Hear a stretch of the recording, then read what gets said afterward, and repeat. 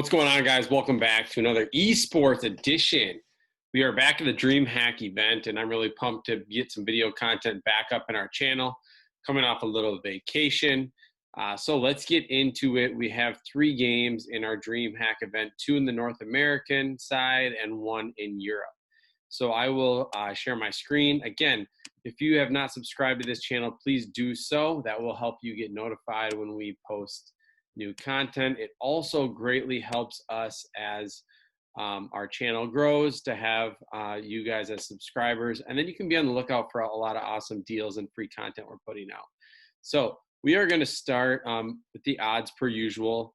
Tomorrow we have Big against Heroic. Big coming in as a -200 favorite, and we all know that that core team has played together now quite a bit, and they played really well. They kind of came out of nowhere. One of the hottest teams in the world. So Big against Heroic, -200. Gotta love the Big side there. Then we have the Pug Gods against Triumph, -190. I think they're going to be the team that we can find the most value on, with a pretty limited sample size of data with their starting lineup. But we do know Triumph took a huge blow by losing Grim to Team Liquid. And Team Liquid is -650 against Chaos. So we did see Chaos, if you remember back, I don't remember at the start of which tournament where Chaos upset Team Liquid. I don't expect that to be the case here now. So let's jump into it. Let's start with Big. It's going to be probably a popular team to target.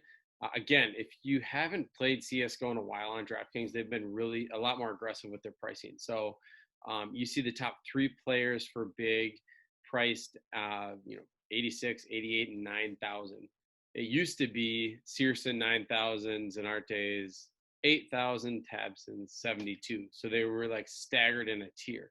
And now they are realizing that the stacks and people using 3-3 builds and things like that. So we do have to be a little bit more creative, but I don't think you can ignore Searson here. I think he's one of the best plays on the slate, especially when they're favored and then it's also competitive. I think that gives him the upside opportunity to really meet his value at 9,000. As we saw last game, 91 points against Endpoint. In a 3-map series, he had 73 kills, 47 deaths. That's insane. But not as good as Grim. So we'll get to him next. But I do love Searson here. And then if you want to just look at the big statistics, we do have a 161 map sample size here. And you can just see how clear-cut the top 3 are. Tizian is just barely over the positive. But then the other 3 at the top, Tabson, Zanartes, and Searson, just lapping the field on their team by quite a bit. So Searson is clearly the top play. And then Tabson and Zanartes coming in as a close second. And all 3 of these guys are viable. I just prefer Searson if salary is not an issue here, which it could be just because of pricing. But I don't think if you are only saving 400 to go to Tabson, it's not worth it. I would rather get to Searson.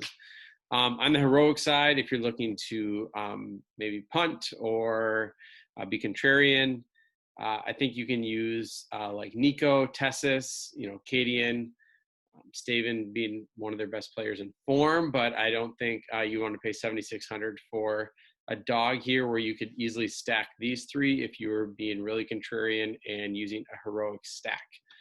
All right, let's move on to the Pub Gods, who's going to be favored here.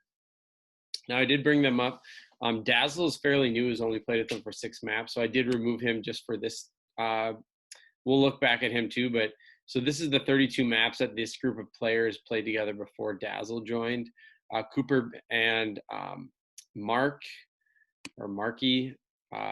Cooper at 7,800 and Marky at 6,600 with the best kill to death difference on the team. Whoops, sorry, wrong page. Infinite at +79 and Zealous at 36. Now, that doesn't necessarily mean that, if we look at somebody like Zealous, in the last, let's just take the last 12 months. 1.07 kill to death ratio. Let's take someone like Mark, who's relatively cheaper than Zealous. All time a 1.1 kill to death ratio. So already a higher kill to death ratio all time. Similar in the last 12 months, and in the last 3 months, almost a 1.2. So I think he would be my favorite value of the slate right there, 6,600. And then Dazzle. I do want to check him out because he has actually performed the best with this group in only 6 maps. But out of this group of 6, when they've played together, he has been the best player on the team just by a little bit. You know, the only one that actually was positive since this group has played together. All time, only a 1.0 kill to death ratio in the last 12 months. He is less than a 1.0. And in the last 3 months, he has performed still not that great. So Dazzle is definitely priced appropriately. So I think you would be maybe looking to target, you know, like Mark and maybe Cooper. But I think Markey would be definitely a nice spot to start. On the Triumph side, you know, replacing somebody like Grim is really difficult. Junior is definitely their best player and was their second best player when Grim was there. It's going to be a struggle for them to lose somebody like that for a while. So I think Junior is definitely a fine punt here because I think that the matchup could stay close enough that he definitely could reach value. But I'm not really thrilled about Triumph at all. All right, the team I'm most excited about, and most people should be, and it's, you know, the pricing is there. Lock of the slate is Grim, 8,200. I'm not really sure how we got priced down after 101 point performance. Only had 51 kills, had an ace and 2 4 kills and a 1v3 clutch. Insane. So Grim, love him, lock him in. Going to be a pretty popular captain option too. It just has a little bit of a discount. And then I like Elige over Naf, and Twist is also viable. You know, even if you're looking at something like a Grim captain line here, you know, it is going to make it difficult to get someone like Searson in, and actually it might be impossible. Let me just see. Even if you just punted. Yeah, there's 2. Vanity and Janji are the cheapest players left available. So if you really wanted to like just stick to favorites and somehow get to Dazzle, you would have to probably either use someone like Mark in the captain role, which I still don't know that will get you there. Yes, it does. But I mean, you're definitely giving up a lot of upside by going that route. You could also fade Twists, I think, and just play 2 Team Liquid and then look for somebody cheaper on the Pub Gods. You're not really going to find it. You're not going to find anybody that you really want to play that's cheaper for big. So I think you would be looking at potentially using somebody like Infinite or Cooper that are a little bit cheaper.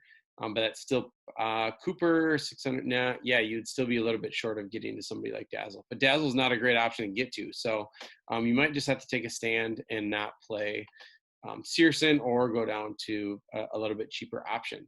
So that is where I'm at with the Classic Slate. Hopefully this helps you begin your builds for tomorrow morning, 9 a.m. Central lock. And we do have a showdown slate that will be covered exclusively in our Discord channel, along with all the core plays for myself in the Discord channel. So go ahead and click that link below and you can sign up and get right into our channel and chat away with all the experts and all the other players sweating out the slate. All right, hopefully this video helps you win some cash. Make sure you subscribe, like, comment. Thanks a lot.